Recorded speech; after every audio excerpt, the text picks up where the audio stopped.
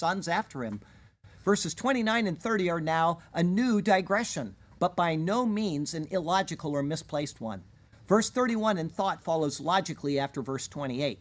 But at some point, the matter of the garments of Aaron, which were made specifically for the office of the high priest, must be addressed. What will happen to those garments when he dies? The answer is found in these two verses. The logic of placing these verses here is evident. The ram of the ordination, or the ram of the filling, is that by which the office is filled. Therefore, to mention this now concerning the garments for the office which is held is appropriate, and it is precise. In this is another hint of the temporary nature of the law.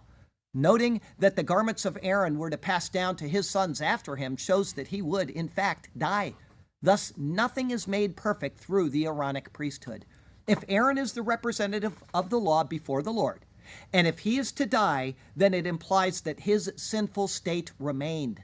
Further, if the designated representative before the Lord died, then those on whose behalf he ministered for were also not perfected.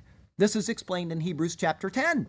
For the law, having a shadow of the good things to come, and not the very image of the things, can never, with these same sacrifices which they offer continually, year by year, make those who approach perfect. For then, would they not have ceased to be offered? For the worshippers, once purified, would have had no more consciousness of sins. But in those sacrifices there is a reminder of sins, every year. For it is not possible that the blood of bulls and goats could take away sins. However, at the time of the establishment of the priesthood, these things were not expected to be thought through. Only now, as we look at the whole counsel of God, can we clearly see the temporary nature of the law and the limitations that went along with the associated offices and rights which are connected to it. Only in Jesus Christ is that which is perfect and eternal realized. As far as passing on the garments from Aaron to his sons, in this transfer, it's found in Numbers chapter 20, verses 24 through 28, which I want to read to you.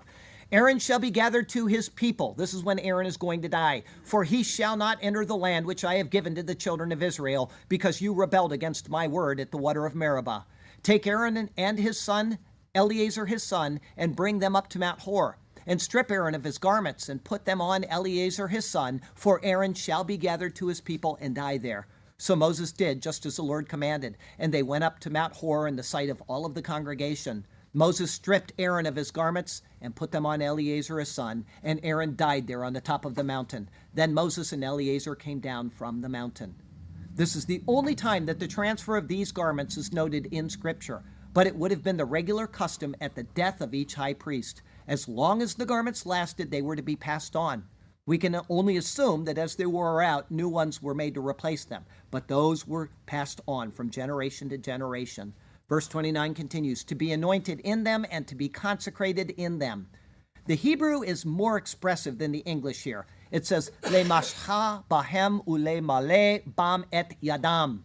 Only Young's literal translation of the Bible, out of 20 that I checked, gives a proper literal translation of what it says. It says to be anointed in them and to consecrate in them their hand. To consecrate them in their hand goes back to the idea of filling the hand for the duties of the job. The hand of the man performs the tasks of the job. And so to fill their hand in the rite of consecration then makes the work of their hands acceptable to the Lord. Thus, whoever was to perform the priestly duties was to be properly anointed and consecrated for the office. Verse 30, that's so